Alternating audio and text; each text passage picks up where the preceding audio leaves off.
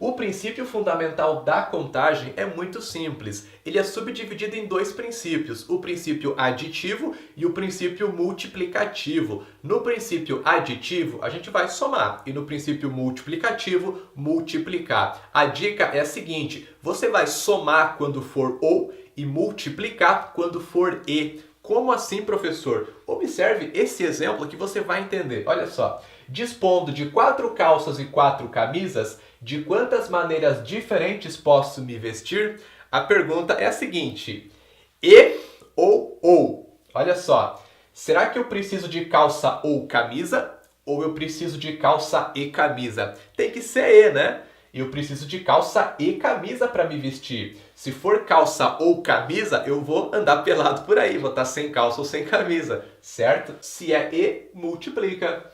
Como são 3 possibilidades para calça e 4 para camisas, 3 vezes 4, 12. São 12 maneiras diferentes da pessoa se vestir, tá certo? Vamos pensar na lógica para a gente entender um pouquinho melhor por que multiplica. Bom, são calças e camisas.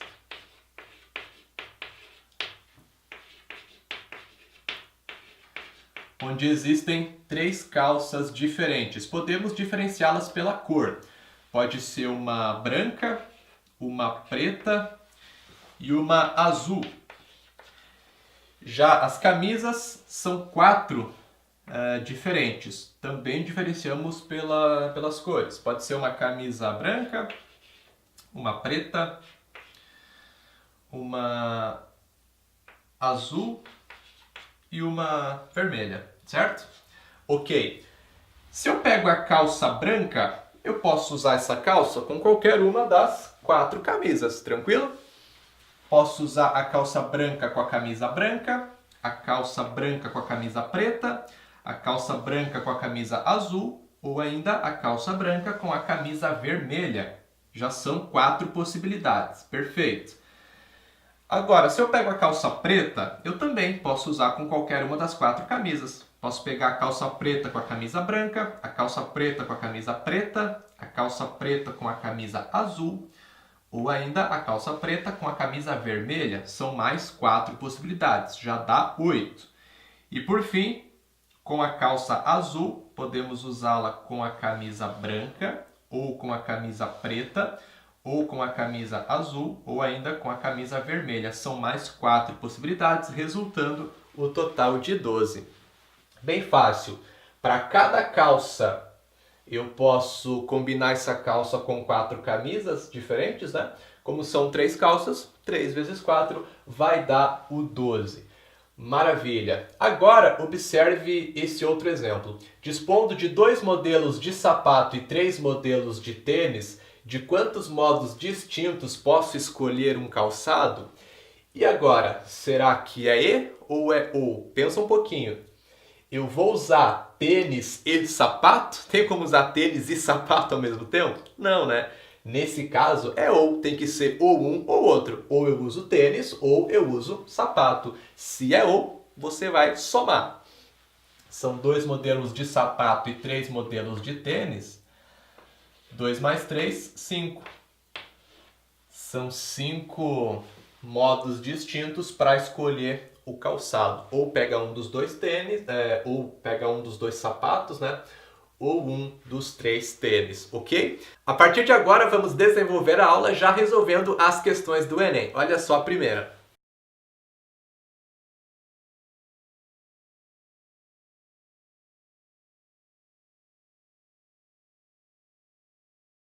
Muito bem, temos uma bandeira composta por 5 faixas A, B, C, D e E, dispostas nesse formato. A bandeira será pintada utilizando-se apenas 3 cores, onde faixas adjacentes, faixas que estão lado a lado, né? Elas não podem conter a mesma cor. Precisamos determinar de quantas maneiras diferentes pode ser pintada essa bandeira.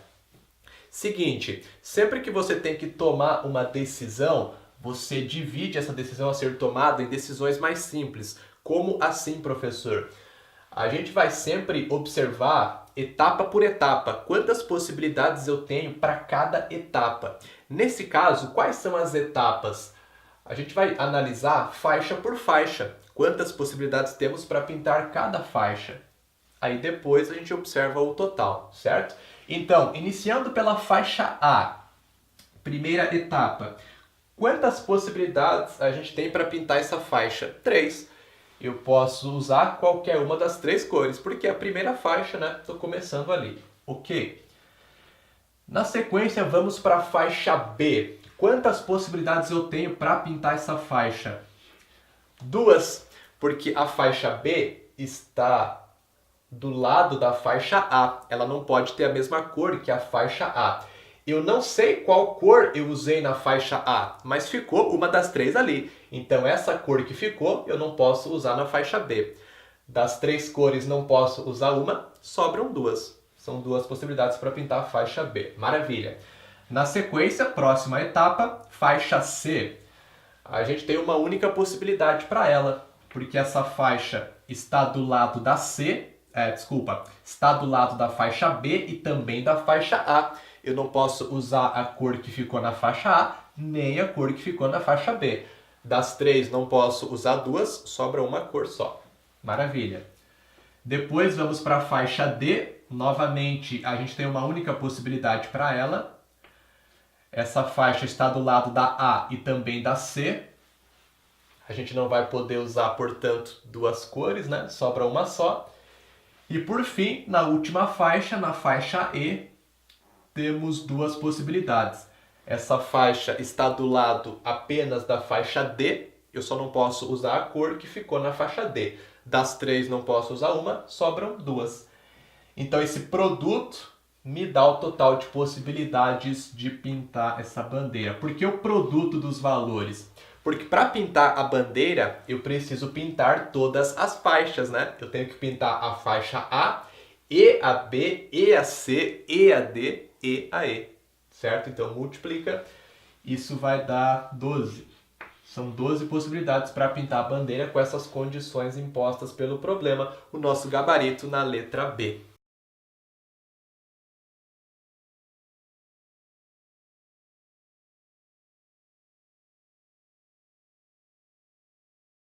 Essa segunda questão é bem bacana. A gente tem que determinar quantas cores podem ser representadas pelo sistema proposto ali na questão.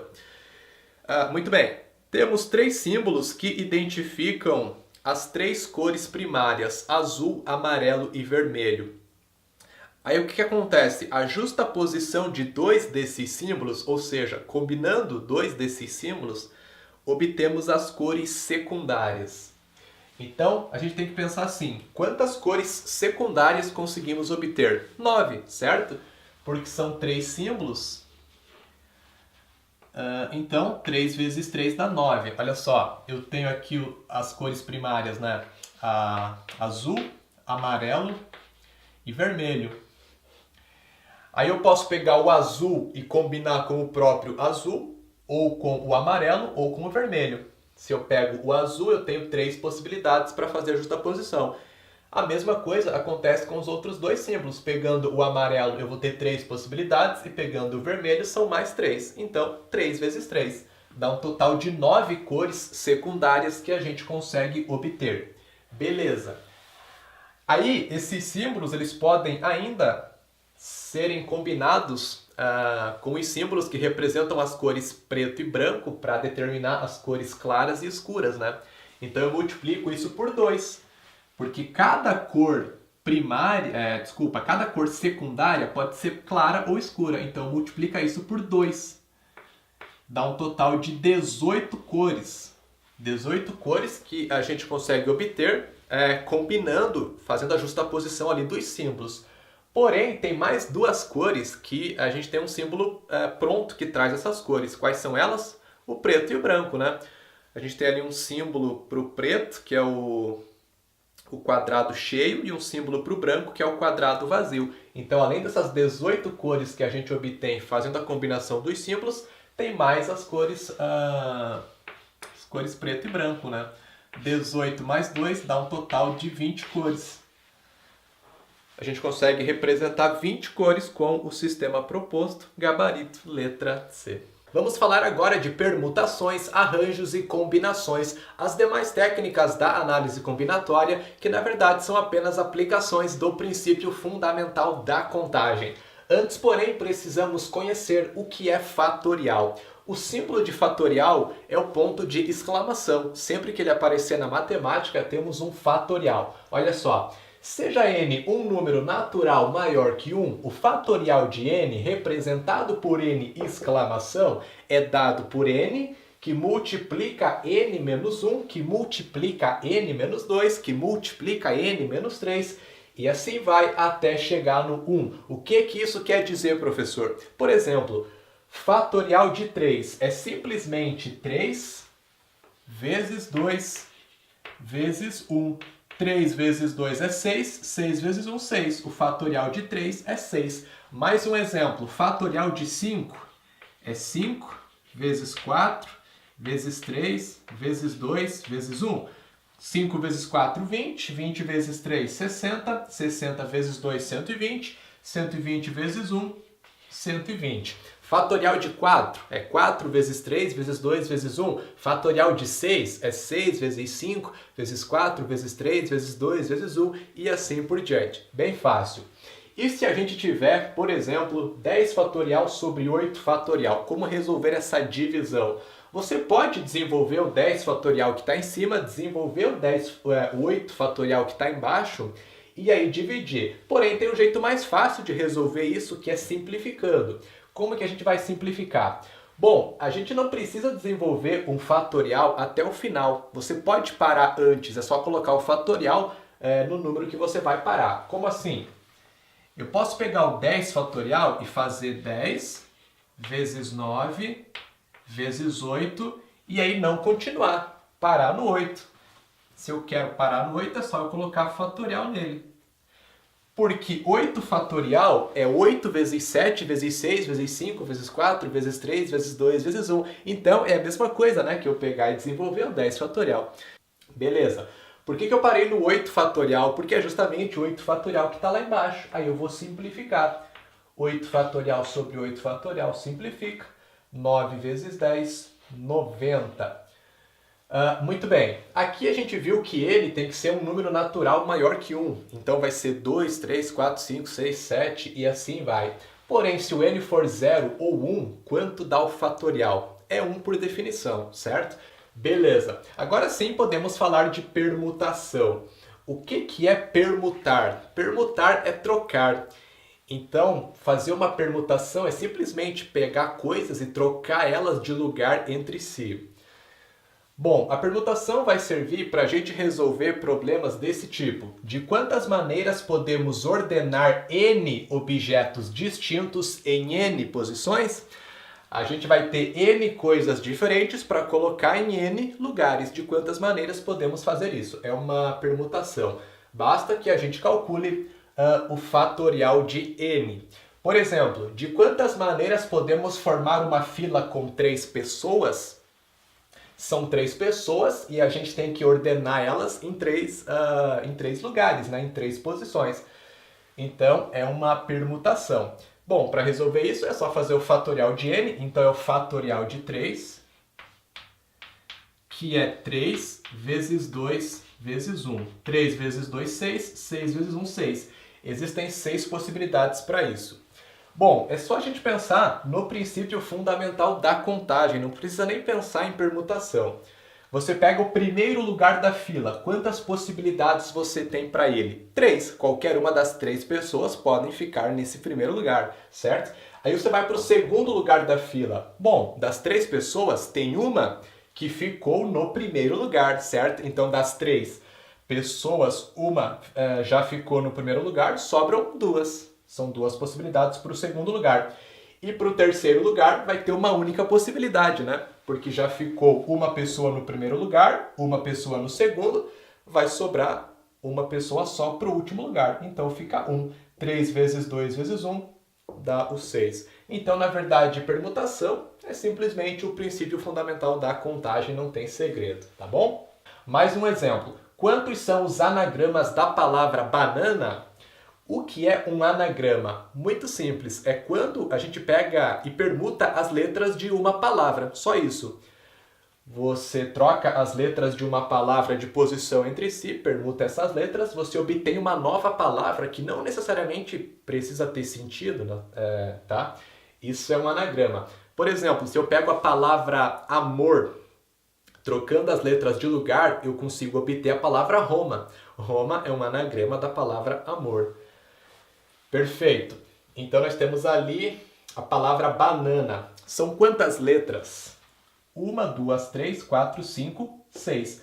São 6 letras que eu tenho que colocar então, né, em 6 posições, certo? A professora, é só fazer o fatorial de 6? Não, porque aqui tem um pequeno probleminha. Observe que a letra N aparece 2 vezes e note que a letra A aparece 3 vezes. Então o que vai acontecer? Quando essas letras iguais trocam de posição entre si, não altera o anagrama, continua sendo a mesma ordenação, né? Eu vou estar contando anagramas repetidos ali. Se as letras fossem todas diferentes, beleza, seria 6 fatorial, ótimo. Mas aqui a gente tem um caso de permutação com repetição.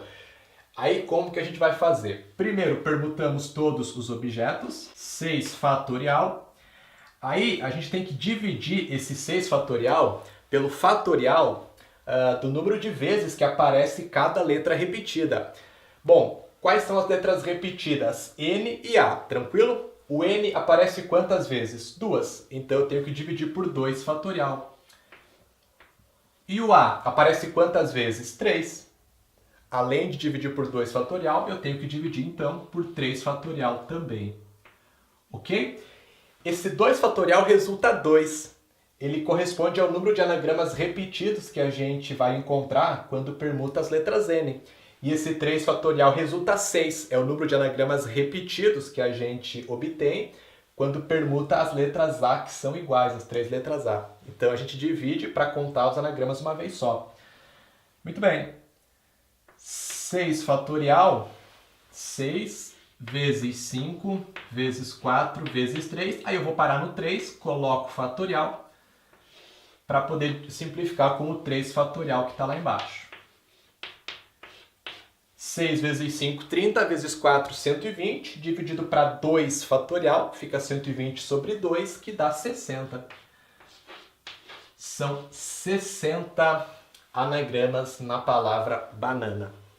Agora, arranjos e combinações. Os arranjos servem para a gente resolver problemas no seguinte formato: de quantas maneiras podemos ordenar P objetos distintos entre N objetos distintos dados? O que acontece é o seguinte: você vai ter N objetos, N coisas distintas. Para escolher P, você vai formar grupos de P objetos. De modo que em cada grupo, quando você altera a ordem dos elementos que formam esse grupo, você altera o grupo, você obtém um novo grupo, tá certo? Essa é a característica do arranjo. Para resolver um arranjo, a gente tem uma formulazinha pronta, não vamos observar de onde vem essa fórmula, porque não é nosso objetivo nesse momento, tá? Se você tiver interesse, nas minhas aulas de análise combinatória, eu explico certinho de onde vem a fórmula do arranjo e também da combinação. Se você tiver um tempinho, dá uma olhada lá, é bacana, tá certo? Mas por enquanto, isso não importa pra gente. Então, é só a gente fazer n fatorial dividido por n menos p fatorial, tá certo? Onde n é o número de objetos distintos disponíveis e p é o número de objetos que você vai escolher, né? O número de objetos de cada grupo, tá certo? É o arranjo de n objetos distintos tomados p a p. n fatorial sobre n menos p fatorial. Vamos fazer um exemplo? Quantos números de 3 algarismos distintos podemos formar com os algarismos 1, 3, 4 e 6? Qual é o nosso P? O nosso P é 3, certo? Porque se eu quero formar números de 3 algarismos, eu vou ter que escolher 3 algarismos, né? Então eu vou formar grupos sempre de 3 elementos. E o meu N é 4, porque eu tenho 4 algarismos à disposição para formar o número, né? Então, entre esses 4 algarismos, eu vou escolher sempre 3. de modo que se eu altero a ordem dos elementos, vai alterar o número. Então é uma questão clássica de arranjo. Se eu pego os 3 primeiros algarismos, eu formo o número 134, tá vendo?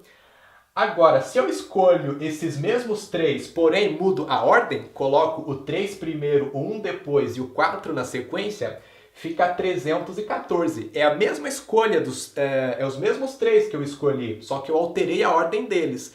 Isso altera o meu grupo, altera a minha escolha, é um outro número. Então essa é a característica do arranjo, tá certo? Basta a gente fazer um arranjo de 4 objetos distintos, o n é o númerozinho que vai embaixo, 4 objetos distintos tomados 3 a 3, o p é o númerozinho que vai em cima. 4 fatorial dividido para 4 menos 3 fatorial. Ok, isso é 4 fatorial sobre 1 fatorial. 1 fatorial é 1, então fica 4 fatorial. É 4 vezes 3 vezes 2 vezes 1. 4 vezes 3, 12, vezes 2, 24. A gente consegue formar 24 números, ok? Poderíamos tranquilamente resolver esse problema, e na verdade todos os problemas que são de arranjo, a gente pode resolver usando o princípio fundamental da contagem. É só pensar o seguinte, se eu tenho que formar números de 3 algarismos, o que vai acontecer? Eu vou observar, algarismo por algarismo, quantas possibilidades eu tenho. No primeiro algarismo, são 4 possibilidades. Eu posso usar qualquer um dos 4 algarismos disponíveis, né? Beleza. Fica 4. Aí no segundo algarismo, eu vou ter 3 possibilidades. Por quê? Porque eu tenho que formar números de 3 algarismos distintos. Isso aqui é importante. Se os algarismos têm que ser distintos, eles têm que ser todos diferentes. Eu não posso ter, por exemplo, um número formado por 3, 3, 3, ou por 3, 3 e 1, 6, tá entendendo? Os 3 algarismos têm que ser diferentes.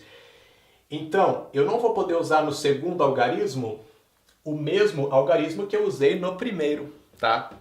Então, eu não sei qual eu usei aqui, mas ficou um ali. Esse que ficou eu não vou poder repetir. Das 4 opções, sobram 3. Para o terceiro algarismo, eu não posso usar o que ficou no primeiro, nem o que ficou no segundo. Das 4 opções, não posso usar 2, sobram 2, certo? Pronto, aí é só multiplicar. 4 vezes 3, 12, 12 vezes 2, 24. A gente consegue formar 24 números. Tranquilo?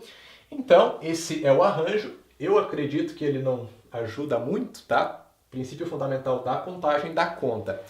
Bom, e as combinações? O que é uma combinação? A gente vai usar combinação para resolver problemas nesse formato. De quantas maneiras podemos escolher P objetos distintos entre N objetos distintos dados? É bem parecido com o arranjo, só tem uma pequena diferença. No arranjo, a gente colocou o seguinte, de quantas maneiras podemos ordenar P objetos distintos entre N objetos distintos dados. Já na combinação, olha só, de quantas maneiras podemos escolher P objetos distintos entre N objetos distintos dados. Ou seja, na combinação, a ordem não importa. Você tem N objetos distintos para formar grupos de P objetos. Aí, cada grupo de P objetos que você forma, alterando a ordem dos elementos dentro desse grupo, você não altera o grupo, continua sendo a mesma escolha, continua sendo o mesmo grupo. Essa é a diferença. No arranjo, quando você pega um grupo e altera a ordem dos elementos, você altera esse grupo. Só isso. No arranjo, a ordem importa. Na combinação, a ordem não importa. Beleza, para resolver uma combinação, também temos uma formulazinha. Combinação de N objetos distintos tomados P a P é N fatorial sobre P fatorial que multiplica N menos P fatorial, tá certo? Olha só o exemplo. Dos 5 alunos de uma classe, 3 serão escolhidos para formar um grupo, tá? Um grupo ali, uma comissão, enfim. De quantas maneiras distintas pode ser realizada a escolha? Pensa um pouquinho comigo. Se eu escolho dos 5, escolho 3 ali. Por exemplo, Ana, Beatriz e Carlos. Escolho nessa ordem. Primeiro Ana, depois Beatriz, depois Carlos. E aí eu faço uma outra escolha desses mesmos 3, só alterando a ordem. Carlos, Beatriz e Ana. Muda a minha escolha? Não muda, né? Continua sendo o mesmo grupo. Continuam sendo as mesmas 3 pessoas escolhidas. Então, justamente isso. Na combinação, a ordem não importa. Ok? Como é que você vai resolver isso? Bom, fazemos a combinação de 5 objetos distintos, já que são 5 alunos disponíveis para a gente escolher, né? E aí a gente vai formar grupos de 3. Então, são 5 objetos distintos tomados 3 a 3. 5 fatorial sobre 3 fatorial, que multiplica 5 menos 3 fatorial. 5 menos 3, 2. Já vamos colocar direto. 2 fatorial. Muito bem. 5 fatorial, 5 vezes 4 vezes 3. Parei no 3, coloco fatorial. Porque aí eu posso simplificar com o 3 fatorial de baixo. 5 vezes 4, 20. 20 dividido para 2 fatorial. 20 dividido para 2, que dá 10. A gente consegue formar 10 grupos diferentes de 3 pessoas entre as 5 disponíveis ali. Para resolver usando o princípio fundamental da contagem, como que a gente faria? Bom, para a primeira pessoa, são quantas possibilidades? 5, né? A gente pode escolher qualquer um dos 5. Para a segunda pessoa, sobram 4 possibilidades. Das 5, tem uma que eu já escolhi, sobram 4. E para a terceira pessoa, são 3 possibilidades. Das 5, já escolhi 2, sobram 3. Isso dá 5 vezes 4, 20, vezes 3, 60. Só que aí tem um probleminha. Essa conta que eu fiz, 5 vezes 4 vezes 3, ela considera que se eu alterar a ordem dos elementos dentro do mesmo grupo, eu altero esse grupo, tá certo? Então eu vou ter que dividir isso aqui por 6. Por quê? Porque cada grupo é formado por 3 pessoas. Se eu tenho 3 objetos distintos, de quantas maneiras eu posso ordená-los? 6, né? É 3 fatorial. Nesse 5 vezes 4 vezes 3, eu estou pegando cada grupo e contando 6 vezes, né? Por isso, então, eu divido isso por 6. Aí fica 60 sobre 6, que dá o mesmo 10. Beleza?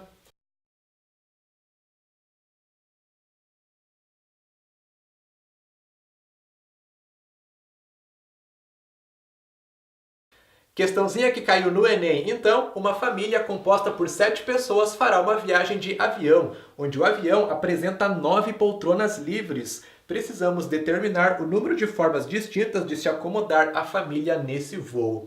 O jeito mais fácil de resolver esse problema é usando o princípio fundamental da contagem.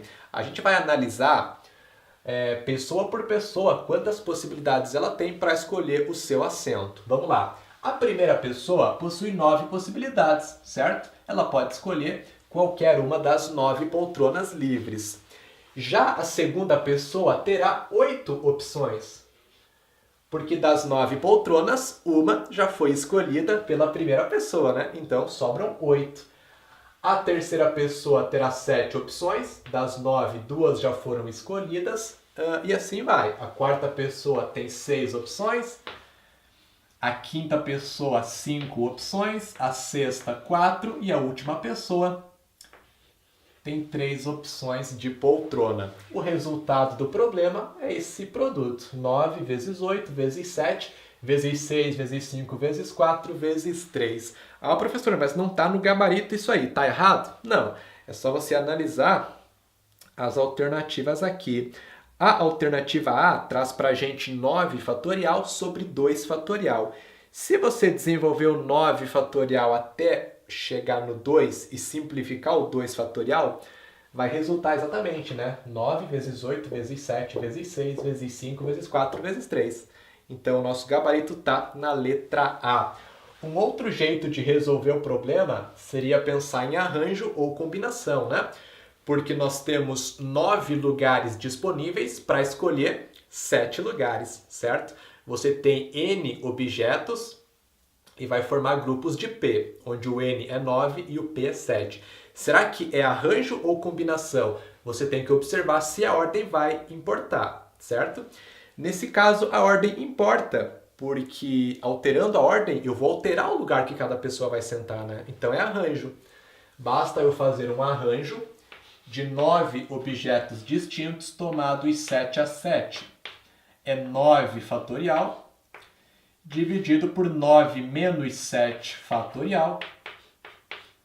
Assim chegamos no 9 fatorial sobre 2 fatorial. E aí sim a gente encontra certinho já o que está no gabarito. Talvez a questão esperava que você realmente usasse o arranjo, né? Para já cair no 9 fatorial sobre 2 fatorial. Porém, a gente chega na mesma coisa pensando no princípio fundamental da contagem, tá certo?